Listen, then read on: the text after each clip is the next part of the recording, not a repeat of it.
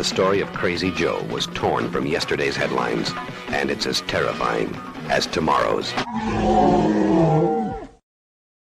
Good morning. Welcome to day 2 for me of the Dog Days of Podcasting 2025, day 10 for everyone who started on time, but I did jump in late. To those who are just joining us, don't know what the Dog Days of Podcasting is. It is a challenge every August where a bunch of podcasters try to put out a podcast a day for the entire month of August. I've joined late this year. This is only my second entry, even though it's the 10th of August. I should have started on the 1st, but I didn't.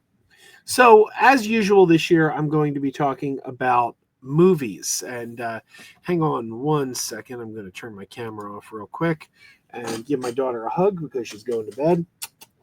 Good night, Kira. Good night. Sorry about that. Okay. I'm talking about movies as I often do. That's what we do here at Crazy Joe's Sessions, and we talk movies.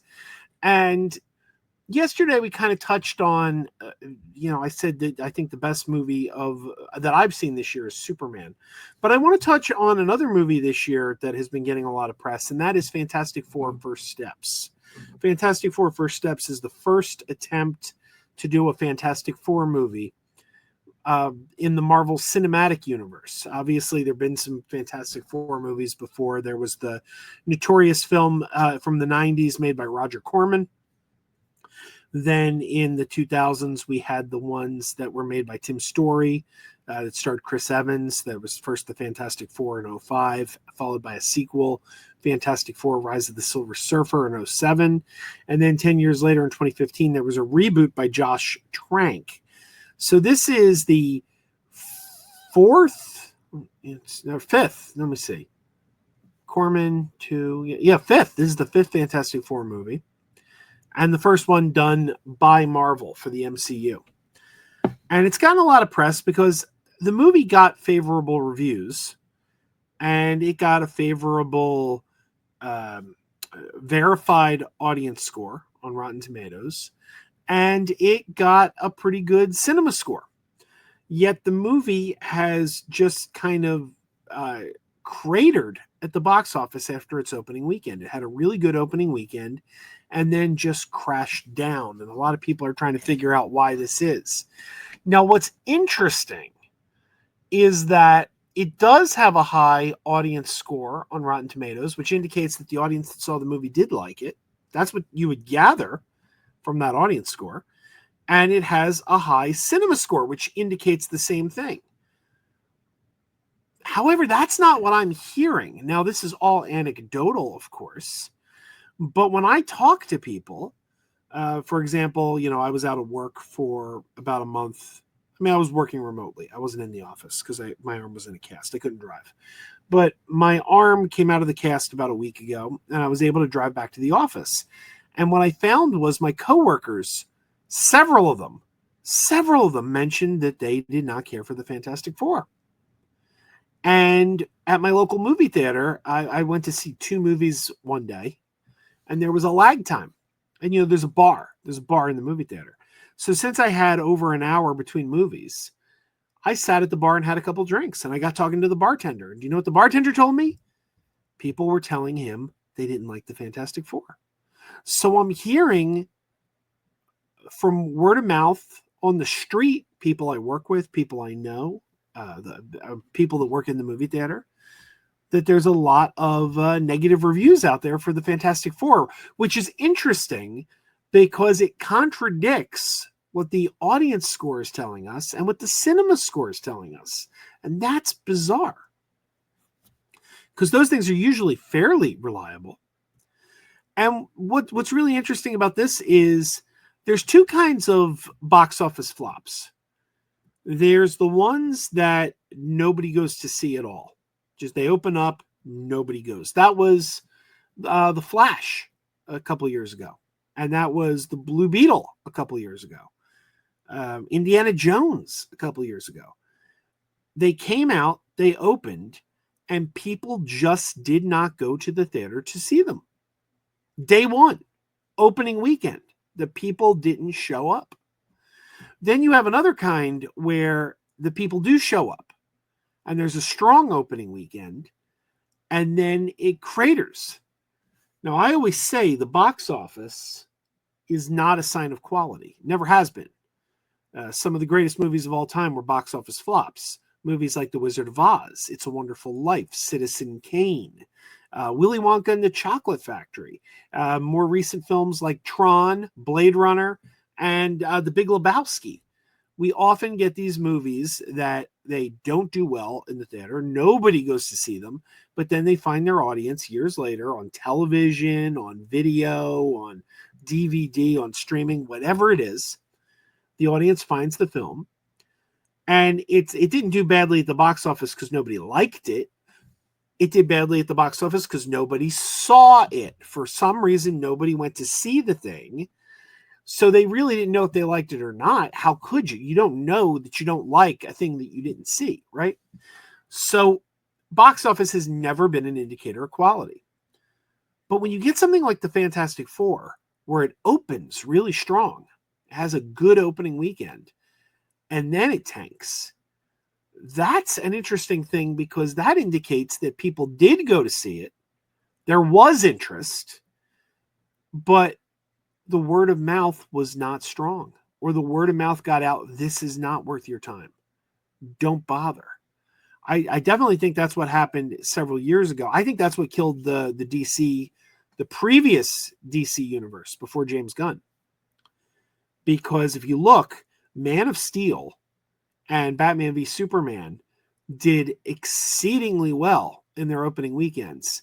And then they cratered in the subsequent weeks. People saw those movies. People went out. They saw those movies. Didn't like what they saw. And they told people they didn't like what they saw. And then in week 2, week 3, the box office flatlined because the word of mouth got out there that this is not good. And I don't think the DCEU ever recovered from that because most people agree Aquaman was really good. Aquaman, positive, certified fresh on Rotten Tomatoes, positive audience score. Most people agree Shazam was good. Most people agree Blue Beetle was good. Most people agree The Flash was good. Birds of Prey. All of these films got positive scores on the Tomato Meter, positive verified audience scores. But with the exception of Aquaman, nobody went to see them.